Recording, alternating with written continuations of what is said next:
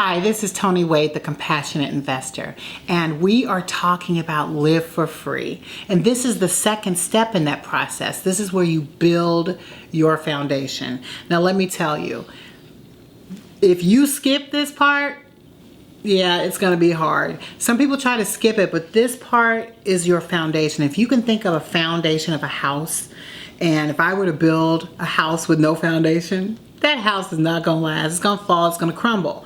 My job is to make sure you have a solid foundation, okay? Not just a foundation, but one that is solid. And I build my foundation on 4 different things. And I from the moment that I started, I do it every day today. It's something that's just a part of who I am. And the 4 things, we'll talk about each of them briefly. The first one, of course, is meditation, because without meditation in the day, my day doesn't really quite seem to go right. And the way in which I like to meditate, and everybody has their ways and ways in which they like to do it.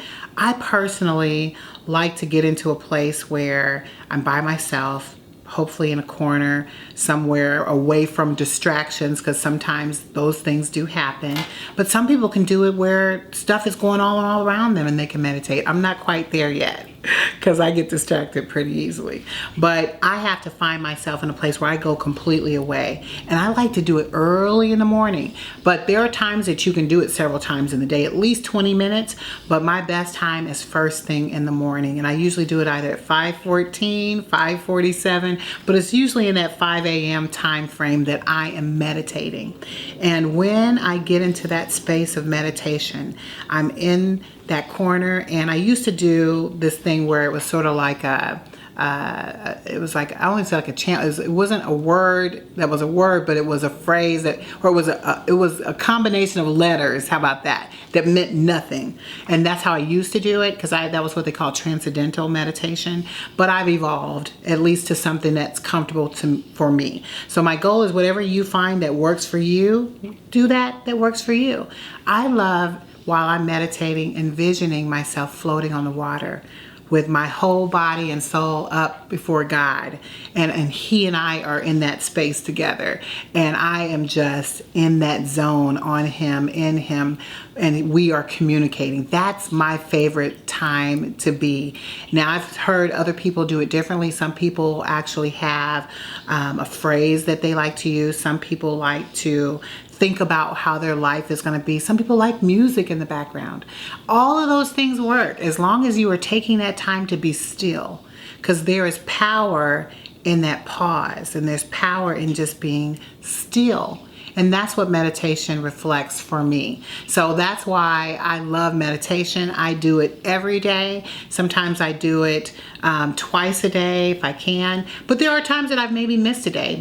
I'm really wanting to make sure I keep that rhythm going. Because I told you, I've been doing this since I've been easily 13 years. I've been meditating. But it's now at a place where it's being perfected, and I'm perfecting it with Him, because that's how I commune with my Father, my Creator, on how it is that I am going about that day. And a lot of times it sets the tone for the rest of my day and sets me in position to hearing Him of the things that He wants to communicate with me. So I like that time. I also like it when I can get into my prayer. So I usually do them together. Just depends and I pray several times throughout the day. Really, you're supposed to pray without ceasing. So most people think that praying is getting on your knees and clasping your hands and doing this. If that's what you like, I love it. But for me, I'm always praying. I find a moment just to say a few words and I'm moving, because I'm praying always. And when I'm in meditation, I like to pray right after I come out of meditation, just thanking Him and praising Him for everything that He has done. And that's where He and I have our communion, and He communes with me. And that is a beautiful place. That is the second piece of your foundation that you must have, is have some type of a prayer life. And as I said, doing it multiple times through the day, yes, because that's how He speaks to you. That's how He communicates to you. That's when sometimes you even just sit there after you said what you need to say. Now you still just wait, because He starts communing with you. Your spirit connects to the source, and you are feeling that moment. Sometimes you'll cry, sometimes you will express it however you need to express it. But having that in a moment of prayer is so important in building that foundation. Now, another piece, this third piece that I like talking about is affirmations, because affirmations are those words that you speak out loud for what you want. And I have a slew of affirmations, but I have this, and I have like a 5-minute dissertation, if we had to call it. Nobody's ever really heard it, but me, my husband, my son. Actually, my son does them with me as we are in the car driving. We'll do our affirmations together, but we're constantly speaking on the things that we want and the things that we are speaking into our lives. Because remember, before I talked about that law of attraction, it starts with what you speak. It starts with what comes out of your mouth and the things that you profess that are going to happen in your life. So those are the type of things that we talk about when we talk about affirmations. Now I'm going to give you a little strategy that might help you as you are thinking about creating your affirmations, because a lot of people, they do it different ways. But I like to first write down my affirmations, and I write them out. Okay, and they're written out. I have them published on my bathroom, at my office. I have them written out somewhere for me to see. And then I speak them out loud as I'm brushing, not while I'm brushing my teeth though, because that would not be cute, but while I'm in the bathroom looking in the mirror, I'm sitting there saying my affirmations. Now there's power in speaking those affirmations while you look at yourself. I'm just going to challenge you. If you've never done that before, try it, because it is so amazing to be able to speak who you are and speak that life into yourself as you are looking at yourself.